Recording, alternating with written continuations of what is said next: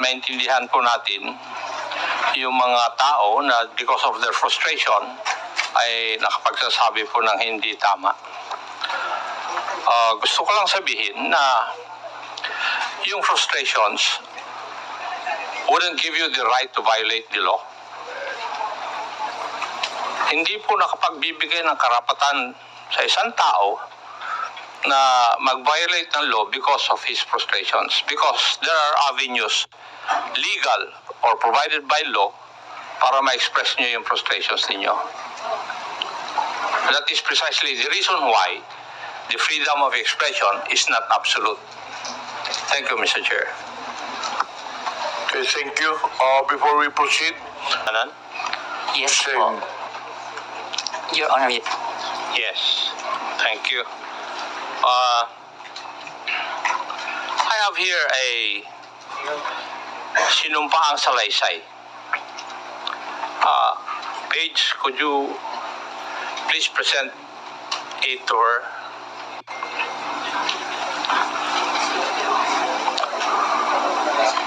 Would that be your affidavit? Subscribed and sworn to? Pakitignan yung dokumento na binigay po sa inyo. Yung po ba ay affidavit po ninyo? At pirma nyo po ba yun na andyan? Mr. Chair, yes po. Thank you. Page, pwede lang.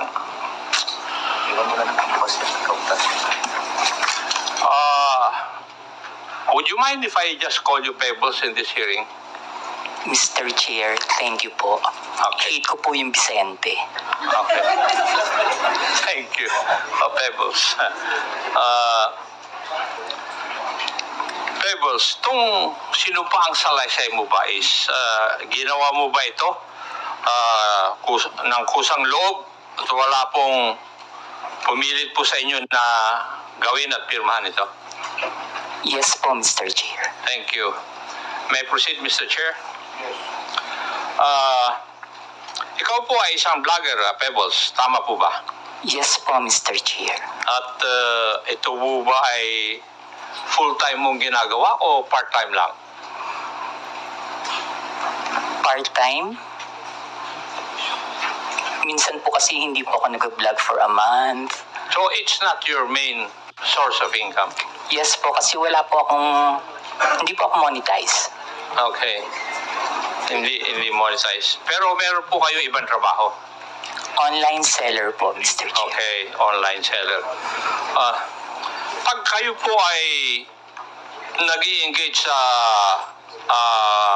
pagbablog, ano po ang pangalan na ginagamit po ninyo? Pebbles po, Mr. Pebbles. Chair. Kasi nga po, hate ko po yung Vicente. Opo. Halata naman dahil ayaw mong gamitin Ano pong social media platforms ang ginagamit po ninyo? Facebook po. Facebook lang? Meron din po akong ex, pero hindi po ako ganong nagpo-post dun. At ilang taon na po kayong nag-vlog? Since 2014 po, Mr. Chair. 14, that's about 11 years. Opo. Okay, thank you. Now, dito po sa affidavit po ninyo, meron po kayong binanggit tungkol sa isang Maisog rally sa Hong Kong noong July 2024. No, Mr. Chair. Yung pong maisog event sa Hong Kong, that was July 7. July 7. July. Ay, wala naman nakalagay dito yung date. Ako lang ang naglagay para malaman ko kung magsasabi ka ng totoo o hindi. Pwede po bang ipaliwanag po ninyo sa committee ito kung ano po itong Maisog rally? Yan po yung normal, Mr. Chair, na ginagawa ng TOPS Coalition, yung maisog event na sa iba't ibang lugar, katulad ng sa New York, sa Vancouver, maski dito po sa Pilipinas, sa Liwasan. Yan po yung maisog rally na sinasabi. At ginagawa ito sa iba't ibang lugar ng Pilipinas at saka ibang bansa. Opo. Thank you. ikaw ba ay kusang loob na pumunta doon sa mga maisog rally na yan? O sa mga lugar na ito? Kapag ini-invite po ako, Mr. Chair, napupunta po ako. Pero pag hindi po ako invited, hindi po ako pumupunta. Pag ini-invite ka, Opo. may sumasagot po ba sa iyo pamasahe? Meron po. Meron. Pati yung accommodations po ninyo? Yung pamasahe lang po, pero yung accommodations, kapag isang beses pa lang po kasi ako nakapunta ng abroad na maisog rally Saan po yun? sa Hong Kong. Sa Hong Kong. Doon po, yung friend ko po yung nag-sponsor sa akin ng airfare and hotel. At pwede ko po bang malaman? Masabi po ninyo dito sa committee ito kung saan ka nag-stay at saka ilang araw ka na natili doon sa Hong Kong?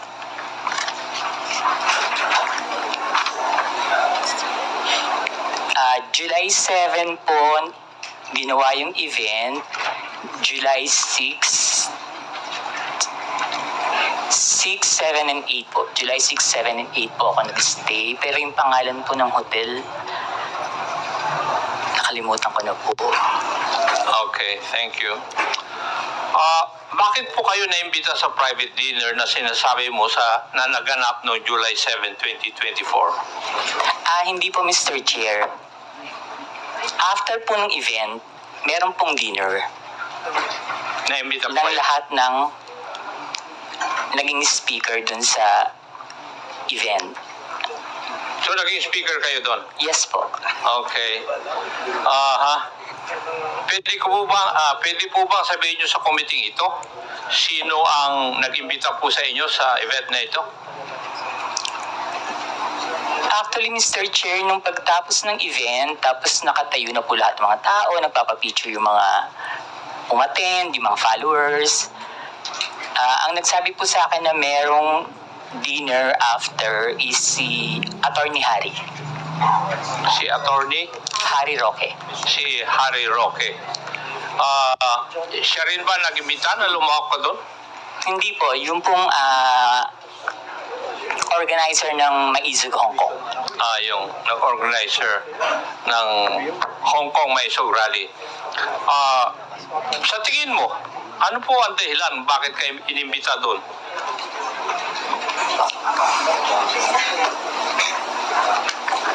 Kapareho rin po nung mga ginagawang rally dito sa Pilipinas na sabihin lahat ng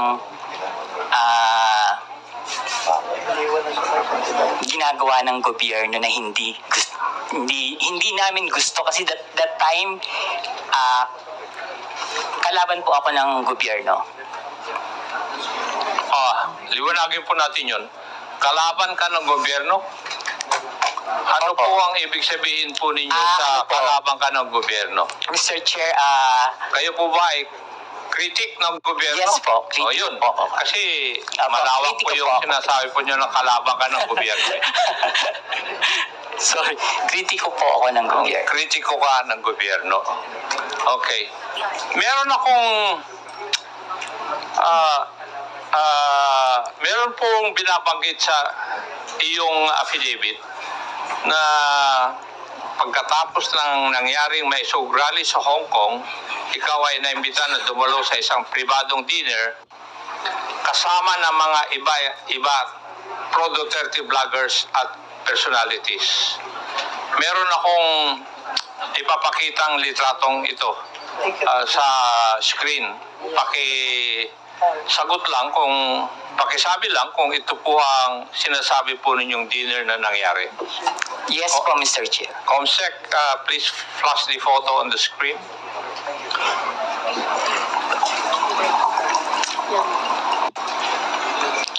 Yes po, Mr. Chair. Yan po yung dinner. Yan. Yes po, Mr. Chair. Try ko po lahat. Yung kakilala ko lang po, ha. Opo. Yung pong nakaupo from left side is si Tio Moreno. Yung nakatayo po na Tio Moreno, yung nakaupo dito sa kaliwa? dito po. Naka-black? Hindi po yung naka-brown. Naka-t-shirt? Yes po. Ay, ipag doon po kasi ako tumingin. Oh, kasi nasa left sa photo, yes. Okay. And yung nakatayo po na white is si Miss Sas Rogando Sasot. Okay. Ako po yung kasunod. Sumunod po si Miss Joey. Next si Sec Trixie, si Attorney Vic.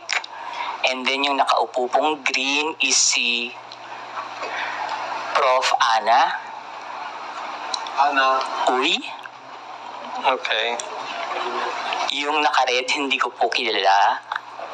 Yung katabi po ng naka-red, si Attorney Harry Roque. Yung nakatayo pong naka-black, si Daniel Long. Yung naka-green na nakatayo, hindi ko po kilala. Yung katabi ng naka-green, si Pam. Yung katabi ni Pam, hindi ko po kilala. And then yung pong nakaupo sa right, si Mr. Abines.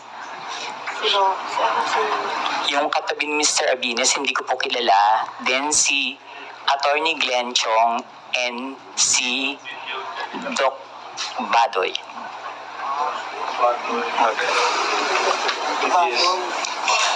Alam mo ba, Pebbles, kung sino ang nagbayad sa dinner na yan? Ang pagkakaalam ko po si Attorney Harry. Attorney Harry Roque. Okay. Punta na tayo dun sa laman ng iyong affidavit. Sinabi mo sa iyong affidavit, Pebbles, na pinag-uusapan sa dinner na yun na may larawan o picture si Attorney Harry Roque na di umano nagpapakita na gumagamit ng cocaine si PBBM. Sigurado ka ba dyan? Sinabi mo sa affidavit mo na ito? Late po kasi akong dumating, Mr. Chair. So mga 1 hour na sila nandun sa restaurant, nag-uusap. Bago po kami dumating ni Attorney Vic and ni Pam. So mini-message na po nila ako na nasa na daw po ako, maraming nang chikahan. So pagdating ko po, yun po yung topic about the Pulburon video. Okay. Sinabi mo rin sa iyong affidavit, Pebbles, na walang pinakitang picture si Attorney Harry Roque doon sa pinag-uusapan po ninyo. Pero base po sa iyong obserbasyon, mukha bang yung ibang mga kasamaan mo ay alam na ito o first time din nila narinig ang tungkol sa larawan na yan? In fairness naman po dun sa mga kasama ko, hindi po nila alam. Wala po kaming alam lahat. Okay, thank you. Dito rin sa affidavit po ninyo, pinag-usapan din ninyo sa oras po na yon sa dinner kung paano i-release yung sinasabing picture na hawak ni Attorney Roque. Tama Yes. po ba? Yes po, Mr. Chair. At napagkaisahan na mas maigi na yung photo na yon ay parelease sa isang foreign influencer para mas kapani-paniwala. Mr. Chair, hindi naman po na pagkaisahan, pero nagbibigay po sila ng mga opinion na dapat siguro sa international blogger dapat ang maglabas, or yung Australian reporter na nag-interview kay PBBM, pero hindi po siya napagkaisahan. Kumbaga nagbibigay lang po sila ng mga opinion. Okay, thank you. Pebbles, kung totoo man ang picture, bakit kailangan pa maghanap ng foreign influencer to release the picture? Bakit kailangan bigyan ng some semblance of credibility ang pag-release dito? Siguro po, Mr. Chair, para mapanood agad international. Bakit kailangan ng semblance of credibility? Dahil hindi tunay yung litrato o yung photo? Bakit kailangan ng grupo po ninyo na magkaroon ng semblance of credibility yung litrato o yung photo na yun?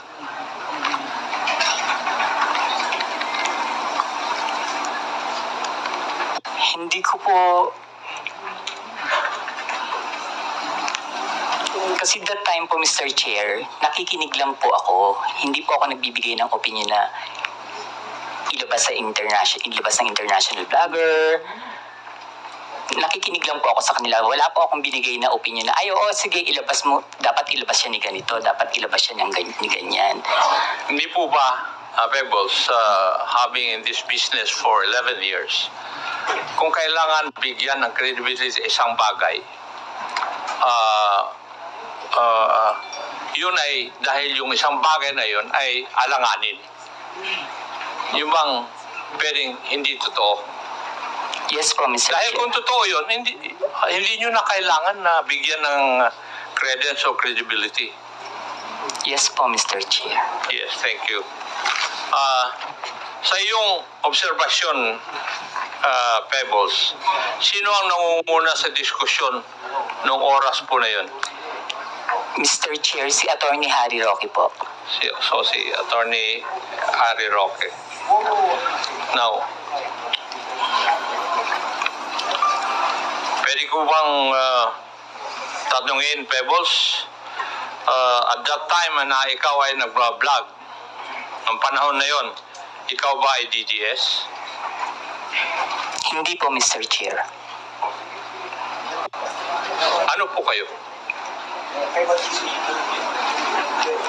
Pro-Philippines. Pro-Philippines. Wala po akong pinapanigan. Wala kayo pinapanigan. Hindi po ako BBM vlogger that time. Hindi rin po ako DDS. Pero sa mga vlog ninyo, sumusuporto po kayo sa mga Duterte. Hindi po, Mr. Chair. Hindi. Okay.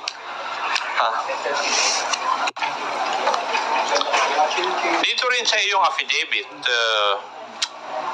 Pebbles, may binanggit din ni Atty. Roque na sinabi niya na kaya niyang magpabagsak ng gobyerno.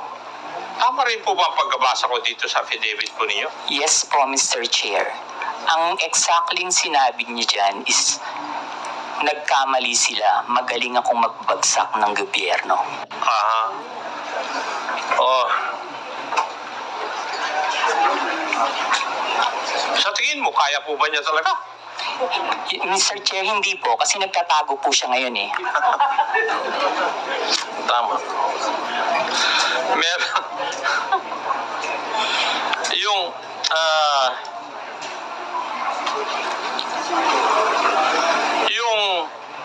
sa iyong interpretasyon, Pebbles, nung gabi na yon,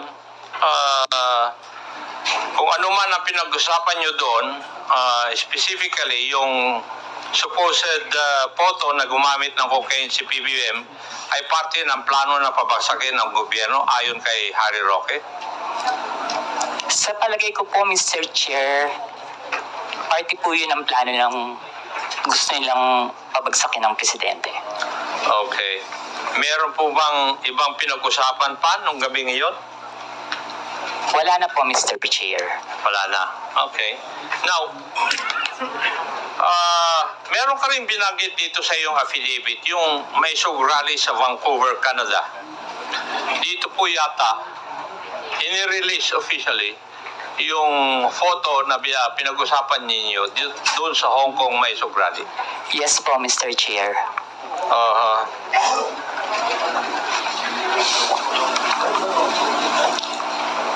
Comsec, paki-plus po ang video clip na nagpapakita ng pag-release ng Pulveron video sa rally sa Vancouver.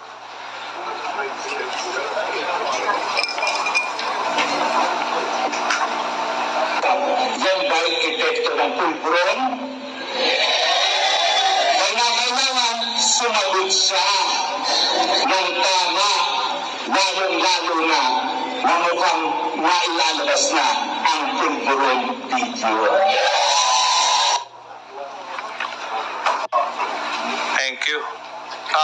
Pebbles, nandun ka ba sa rally sa Vancouver? Wala po, Mr. Chair. Paano, kung wala ka po doon, paano mo nalaman ito? Naka-live po yan, Mr. Chair. Aha. Nag-live po sila dyan. May nag-abiso sa'yo na magla-live sila? Wala po, Mr. Chair. Pero kasi, pag binuksan niyo po yung social media, yung Facebook, yan po yung trending. Yun ang trending. Ah, Pebbles, mapapansin sa isang video na si Atty. Roque mismo ang nasa entablado at nangunguna sa rally. Tama. Yes po, Mr. Chair. Siya rin ang nagbibigay ng pahayag sa harap ng mga tao, kaya masasabi ba natin na aktibo siyang bahagi ng event na ito? Yes po, Mr. Chair.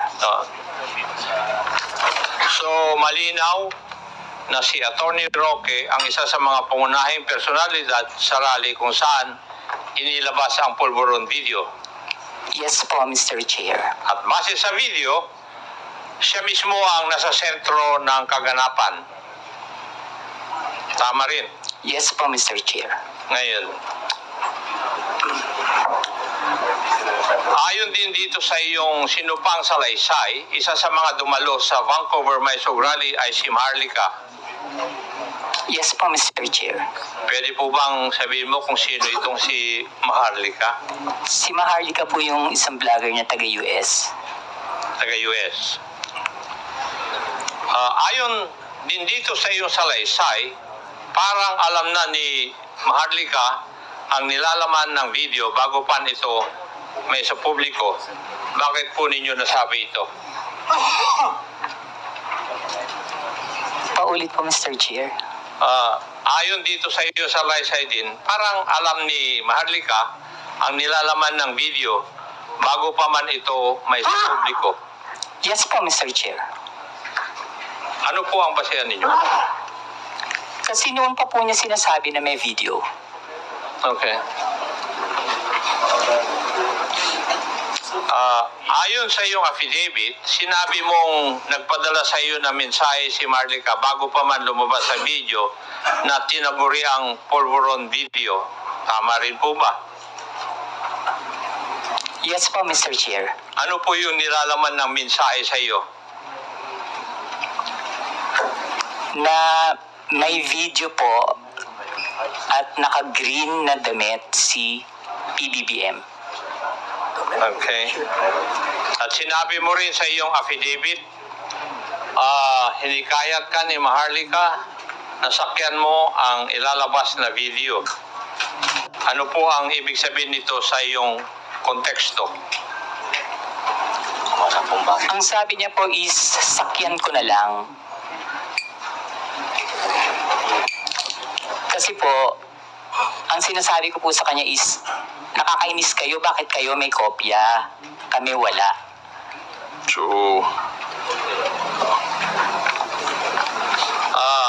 bakit naman kaya sinabihan ka ni Maharlika tungkol sa video bago pa man lang ipalabas to?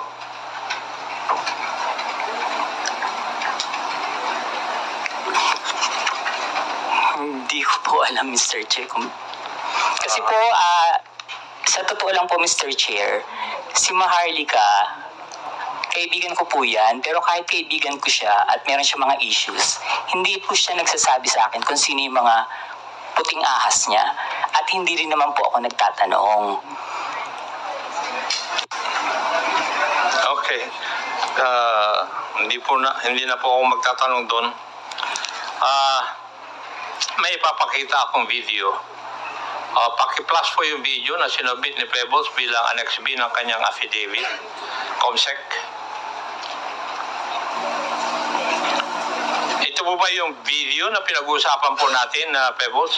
Yes po, Mr. Chair. At yan din ang video na pinadala sa iyo ni Maharlika noong July 22. Yes po, Mr. Chair. Ito rin po ba ang tinaguri ang pulburon video? Yes po, Mr. Chair. Pwede po bang ipaliwanag nyo sa akin? Ano po bang sinasabi o nakikita dito sa video na ito? Naggumagamit po ang presidente ng droga. Okay. Meron din dito sa iyong affidavit. Binanggit mo yung isang raw version at yung enhanced version. Pakipaliwanag po sa amin. Ano po ang ibig sabihin nito sa iyong affidavit? Yung raw version po kasi, kapag tiningnan nyo, hindi nyo siya masasabi na kahit na hindi po siya talaga, hindi nyo rin po talaga masasabi na si PBBM. So, in-enhance po nila yung video para mas maging maliwanag at mas makita. Okay. Ang ibig nyo bang sabihin, na-edit yung video? Yes po, Mr. Chair. Enhanced version? Maski po yung raw video, hindi po ako naniniwala na si PBBM yan. Ano po yung inyong basihan? Kasi po, Mr. Chairman, kanay, pwede pakiulit yung sinabi mo kanina, Miss Kunanan? alin po, Mr. Chair? Yung hindi si ano yun? Ano yun? Sa raw at saka enhanced version? Hindi po si PBBM yan. Hindi si... PBBM, hindi po yan yung presidente. Thank you, Mr. Chairman. Ano po yung basihan po ninyo, Pebbles? Kasi po, Mr. Chair, hindi naman po talaga yun yung mukha ni PBBM. Noon ko po pa kasi siya kilala. And kung yung edad niya that time, kung titingnan po mabuti yung nasa video, kung 30 plus pa lang siya or 40, parang wala pa po yatang cellphone nun. Okay.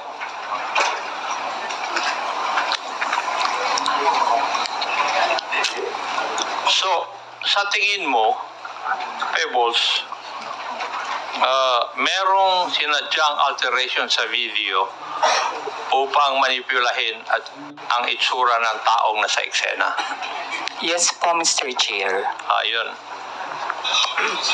Ibig sabihin, lumalabas na planado ang pagpapakalat ng video para makapanira kay PBBM. Tama po. Yes po, Mr. Chair. At ayon sa iyo, si Harry Roque ang may pakanan dito. Yes po, Mr. Chair. Pero hindi lamang si Atty. Roque ang high official na nasa meeting na yon, tama po ba? Yung sa Hong Kong po, Mr. Chair. Yes. Politician po ba? Picture siguro. Yes po, Mr. Chair. Yes. Okay. Huling katanungan, Pebbles. At sana masagot mo ito. Bakit ka nagsasalita ngayon at bakit ka pumirma ng isang affidavit? Para itama po ang mali. Para itama. Okay. Thank you, Mr. Chair. I would just like to manifest that yung Polvoron video, according to the Philippine National Police Cybercrime Office and National Bureau of Investigation, which have conducted a video spectral analysis, and these officers concluded that the tragic nuts and anti-tragus or parts of the ear of the man in the video did not match those of the PBBM. And there were also independent fact-checking organizations which conducted verification, conducting deepfake analysis insofar as the video is concerned, and all confirmed na hindi po si PBBM ang nasa video. Thank you at maraming salamat, Mr. Chair. Thank you, Pebbles. Thank you po, Mr. Chair. Mr. Chairman, Yes, this JJ. yeah, can I have just a few questions to Ms. Bebels Cunanan? You have the floor. Thank you very much. Ms. Cunanan, nabanggit niyo po kanina na ito pong Pulburon video ay peke. Yes po, Mr. Chair. Paano niyo po masasabi na peke yung video? Halatang ginawa naman po siya, Mr. Chair. Pinalabas nila na malabo yung raw video para lang masabi na kamukha ni PBBM. Tapos, in-enhance po nila and sa kanila in-AI. Okay. So, when you say nila, sino po yung sila? Who do you pertain Alam ko to? naman po, Mr. Chair, na hindi lang si Atty. Harry Roque yung nasa likod ng video na yan. Sino pa kaya Miss Pebbles ang nasa likuran ng video na ito? Hindi ko na po masasabi. Hindi ko po alam. Hindi nyo na po masasabi. But sa palagay nyo po ba, yung mga kasama nyo sa dinner sa Hong Kong ay kasama doon sa pagpapalaganap ng peking video na ito? Hindi po, Mr. Chair. Hindi masasabi. Okay. Hindi po sila kasama. Hindi po sila kasama dun sa paggawa ng video. Okay, kaso lang kasama po sila sa pagpapalaganap at pagkalat ng video. Mr. Chair, meron pong mga DDS vloggers na hindi po nag-share ng video. Okay. And meron din pong nag-share. Meron din po. Karamihan po na nag-share is yung mga vlogger na yung pong yung may mga YouTube, yung mga may revenue makukuha, yung mga small-time vloggers. Okay. Okay. So, kayo, did you share this video? Hindi po, screenshot. Oo. So,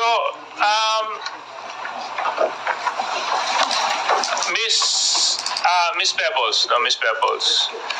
So, ano sa palagay ninyo ang dahilan kung bakit magpapakalat ng ganitong peking video na namukhang binigyan pa ng oras, panahon at pagsisikap para enhance ang isang peking video at palabasin na peke? Bakit pa? Para pabagsakin po si PBBM. And how do you come to that conclusion para pabagsakin ng ating presidente? Kasi galit na po sila eh. Galit na sila.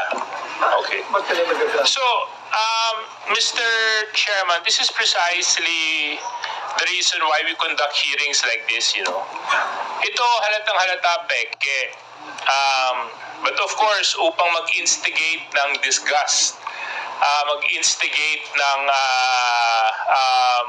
galit at ipahiya ang isang nakapwesto and for this case our president, you know, some people would go to the extent of using AI deepfakes to alter videos and to come out with fake news that destroy the very credibility of certain individuals.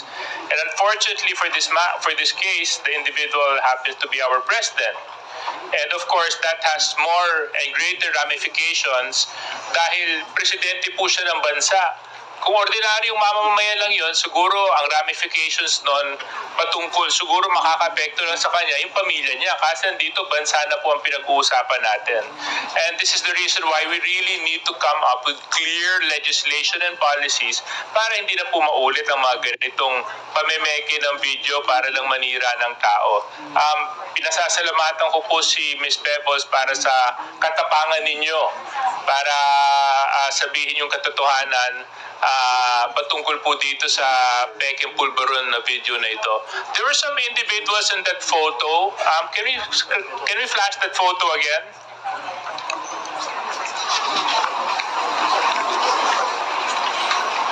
Comsec, yung photo dun sa Chinese restaurant or restaurant sa Hong Kong. Yan. Okay. Miss Pebbles, nabanggit niyo po kanina at ito naman po ay pwede nyo sabihin sa akin o kung sa palagay nyo pong very private yung information, pwede naman pong hindi. You stayed for 3 days in Hong Kong and that trip was sponsored, correct? Yes po, Mr. Chair. Do you mind sharing the details to this committee on who sponsored your trip? My friend po, hindi po siya involved sa politics. Okay. So basta inilibre ka niya para Opo. pumunta doon sa rally na ito. Okay.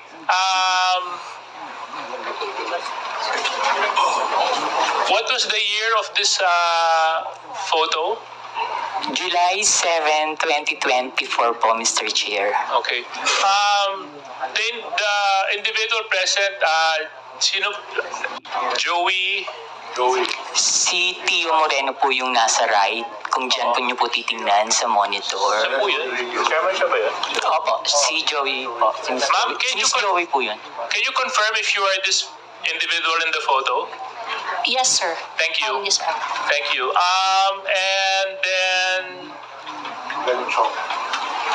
Attorney Glenn Chong, can you confirm if you are the person in this video and this photo?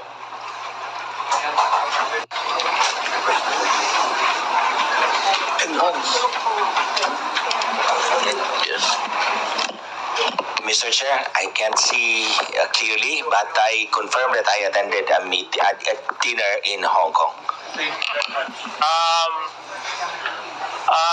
Attorney Trixie, yes, do you confirm that you are the individual in this photo? I am. Okay, thank you very much. Attorney Vic Rodriguez, hindi, wala po siya dito, no? Sino po yung nakapula? Hindi ko po kilala, Mr. Chair. Baka sa kanila po merong nakakakilala. Attorney Trixie, can you identify the individual wearing the red shirt beside Attorney Harry Roque? Sorry, not from this distance, sir. May I? Yes, you can come closer. Of course. Dapat pala nilagyan namin kayo ng TV dyan sa harapan, no?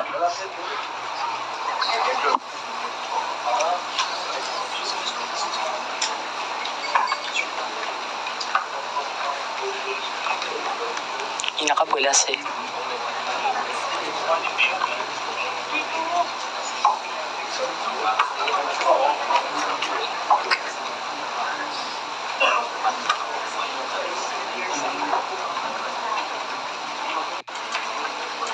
Whenever you're more comfortable.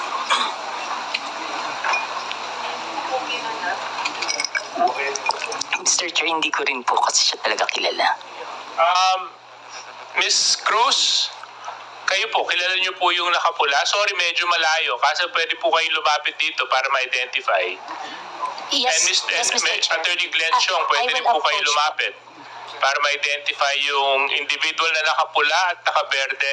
We just want to identify the individuals present in the dinner.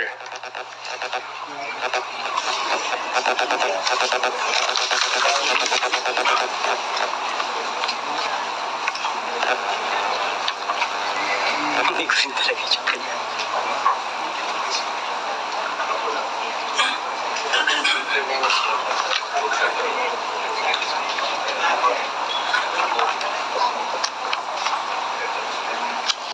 Kilala niyo?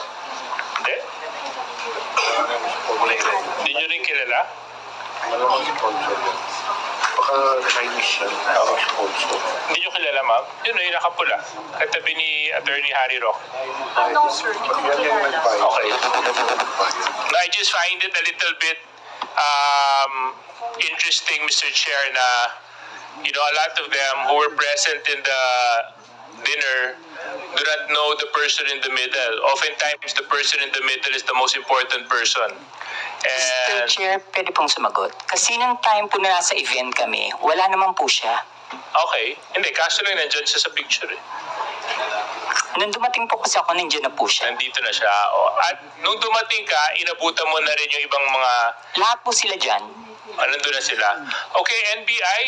Nandito po po yung NBI.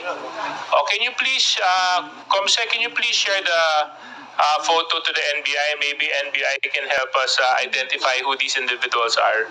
So, Pebbles, thank you so much for sharing that.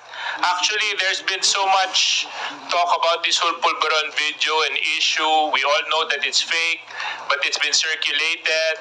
In fact, yun yung dapat kong i-raise dyan sa Meta kanina. Kasi sa totoo lang, yung Meta, isa yan sa mga platforms na nag-share ng fake videos na ito eh. So,